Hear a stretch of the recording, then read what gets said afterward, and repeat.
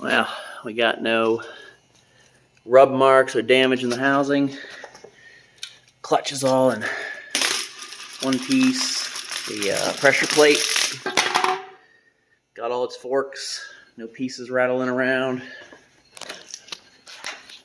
And we got just the flywheel here, so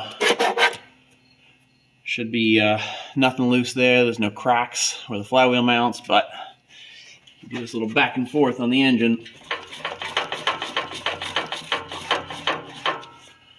I think that's our connecting rod. No good.